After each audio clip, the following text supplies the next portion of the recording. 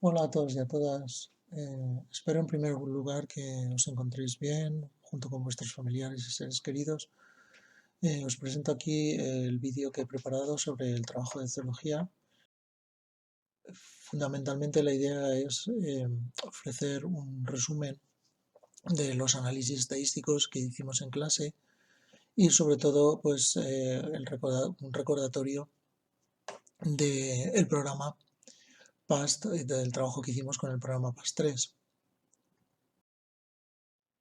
Recordaréis que lo primero que hay que hacer es, a partir de la base de datos original, tenemos que preparar una hoja de cálculo y la preparación pues depende del objetivo que tengamos presente, ¿no? O sea, los pasos que están mostrados aquí pues serían con el objetivo de hacer la comparación de las faunas de parásitos en las dos especies de peces, pero si por ejemplo quisiéramos pues comparar la dieta en las dos especies de peces, pues tendríamos que adaptar esos cambios. Parte del tema está fundamentalmente en saber adaptar los cambios al tipo de análisis que queremos hacer.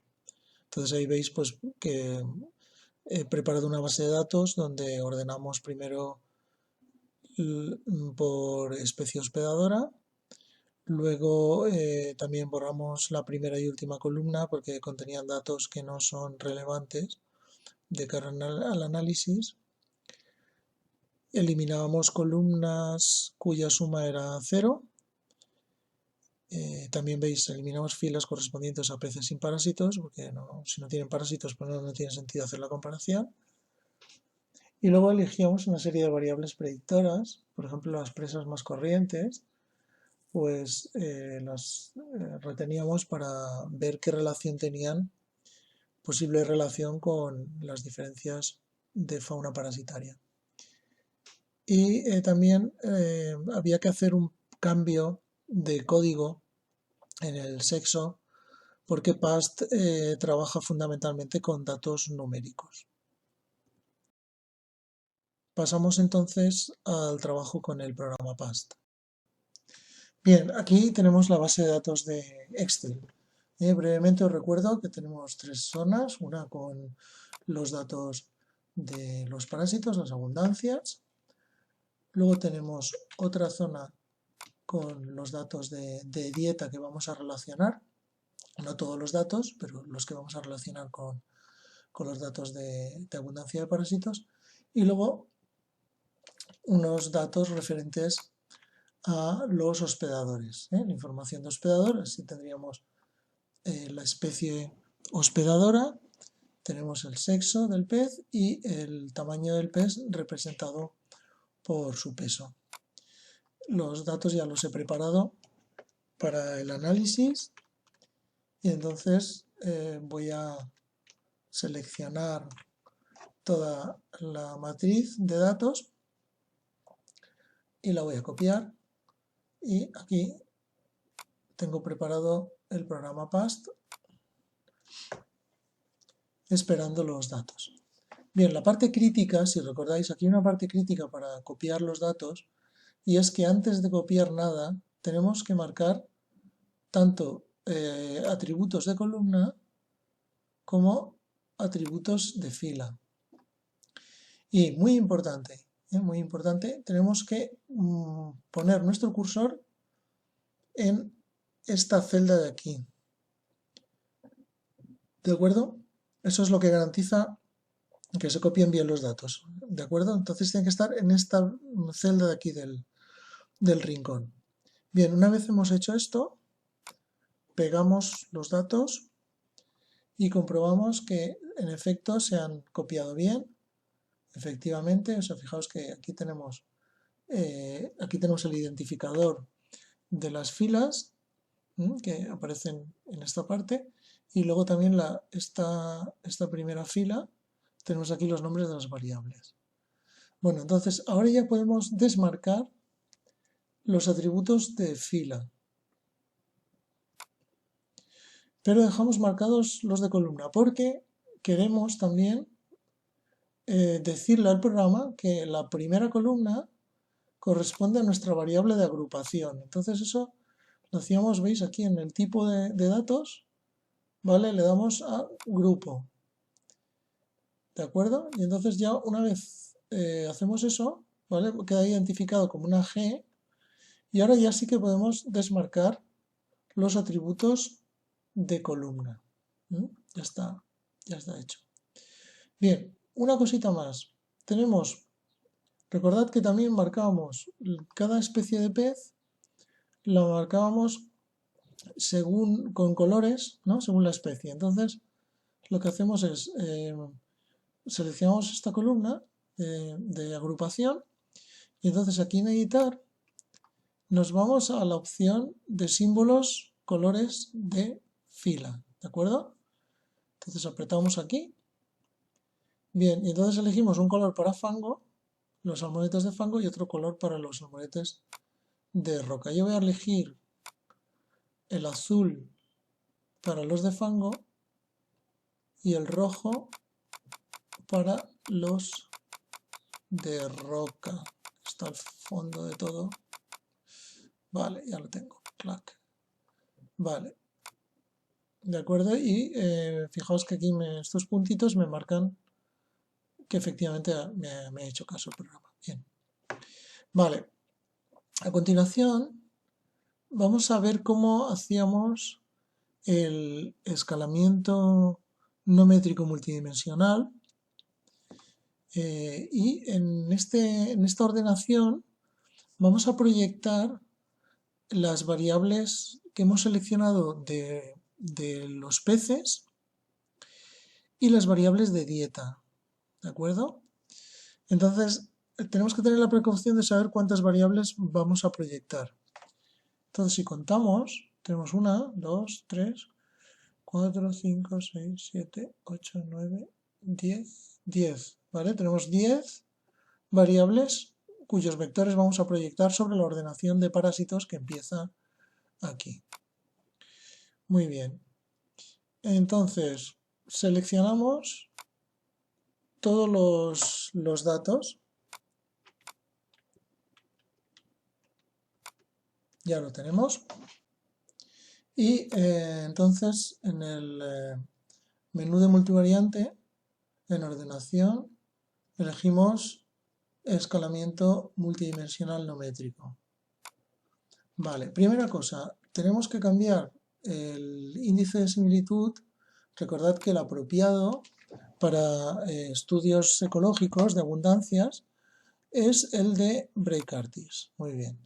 Luego, otra cuestión era, si recordáis en la clase explicamos que se podía hacer con 2 o 3 dimensiones. Nosotros vamos a directamente elegir 3 ahora mismo, luego explicamos por qué. Y luego aquí, en esta casilla, tenemos que poner las variables cuyos vectores vamos a proyectar. Esas tienen que ser las primeras, ¿de acuerdo? O sea, tienen que estar ordenadas de esta manera. Y hemos quedado en que eran 10. Muy bien, escribimos ahí 10. Y ahora ya podemos calcular la ordenación. Este es el resultado. Vamos a maximizar la pantalla. Muy bien, entonces este es el resultado de nuestra ordenación y con Convex Huls podemos apreciar un poco cuál es la distribución de los puntos, los peces, de cada una de las dos especies. Entonces, en principio sí que hay solapamiento entre ellos, bastante solapamiento, aunque sí que también podemos apreciar una cierta diferenciación. Fundamentalmente lo que se aprecia es que los salmonetes de fango son bastante parecidos entre sí con respecto a los salmonetes de roca, que son mucho más heterogéneos, ¿no? Vale, eso por un lado. Luego comentábamos que hemos elegido la ordenación en 3 dimensiones. Recordad que aquí en Shepard Plot podemos observar la calidad de la ordenación y entonces tenemos que fijarnos en dos cosas. Tenemos que fijarnos en el plot, en el cual el ajuste del modelo, la calidad del ajuste, viene determinada por el punto en el cual todos los puntos quedan agrupados en la diagonal, ¿vale? Que más o menos se aprecia una diagonal, aunque hay una cierta dispersión. Y luego otra cosa que teníamos que fijarnos era el valor de estrés, que decíamos que si es menor de 0,1 la ordenación es muy buena y si es menor de 0,2 la ordenación es buena. Entonces, con 3 dimensiones obtenemos un estrés de 0,15, que es un buen resultado, y por ese motivo pedíamos 3 en lugar de 2 dimensiones. Volviendo a la ordenación, aquí también podíamos ver los vectores de las variables que hemos proyectado y recordamos dos cosas. Una, la longitud del vector indica la importancia de la variable o la correlación de la variable con la ordenación basada en abundancia de parásitos, y la dirección del vector nos define un gradiente en el cual pues podemos ver cómo varía cada una de estas variables. Entonces, por ejemplo, el vector más importante que se ve aquí, que se aprecia, es el de los poliquetos sedentarios, y podemos trazar una línea imaginaria más o menos que va desde aquí hasta aquí. ¿Vale? Entonces aquí más poliquetos sedentarios, aquí menos poliquetos sedentarios. De manera similar, por ejemplo, con anfípodos, pues tendríamos una línea imaginaria más o menos en esta dirección. Entonces aquí hay muchos anfípodos, aquí pocos anfípodos, ¿vale? Entonces la idea es un poco pues como proyectar sobre esa línea imaginaria, proyectamos los puntos, y entonces podemos decir que estos peces, por ejemplo, pues se van a caracterizar por tener bastantes poliquetos sedentarios en su contenido estomacal o del digestivo, mientras que estos de aquí pues tendrían a priori pocos poliquetos sedentarios, ¿de acuerdo? Entonces este gradiente hasta cierto punto también parece que está un poco como relacionado con los parásitos y la dieta, porque vemos que los de roca, por ejemplo, pues parece que tienen más, ¿no? Tienen más bivalvos, tienen más, por lo menos los que están en este lado, ¿de acuerdo? Y estos tienen una fauna parasitaria también diferente a los de aquí, ¿eh? O sea que hay una relación un poco entre variables de dieta y parásitos, ¿de acuerdo? Bien, luego también recordad, por ejemplo, que de cara al trabajo, pues por ejemplo con este botón podemos copiar el gráfico y lo podemos pegar en el Word, en el procesador de textos, y también podemos cambiar un poco la apariencia de los gráficos. Aquí con este botón Graph Settings podemos, por ejemplo, pues variar el tamaño de los puntos, podemos variar el tamaño de las letras, ¿vale? O sea, podemos cambiar algunas cosas a nivel estético. Vale, pues esto en principio nos viene a resumir la parte de ordenación. Luego también hacíamos un test, ¿no? Porque decimos, bueno, pues estamos viendo que hay una cierta diferenciación en la fauna parasitaria. ¿Pero esas diferencias son significativas o no? Vale, pues entonces, para eso hacíamos un ANOSIM, ¿no? Un análisis de similitudes. Para hacer un ANOSIM tenemos que mover, es una de las cosas del programa, ¿no? Tenemos que mover la variable de grupo, la tenemos que mover a la primera variable de parásitos, que está aquí en Aponurus. Para hacer eso, tenemos que, veis aquí en Click Mode, tenemos que seleccionar Drag Row Columns, ¿vale? Para poder arrastrar esta columna, la tenemos que mover aquí más o menos. Vale, perfecto, pues la hemos movido, ¿vale? Al principio de los datos de parásitos, y ahora tenemos que seleccionar, de nuevo, seleccionamos todos los datos de parásitos y la primera columna de agrupación, ¿vale? Entonces estamos aquí, vamos aquí, seleccionamos estos datos de aquí que son los que vamos a utilizar. Perfecto. Vale, muy bien. Pues entonces, ahora en multivariante, vamos ahora a test y elegimos One Way ANOSIM. Es un ANOSIM de una vía porque solo tenemos un factor que es el salmonete de roca o salmonete de fango. Vale, pues entramos. Muy bien. Entonces, ahora lo que hacíamos también era cambiar de Euclidio a Break-Artist,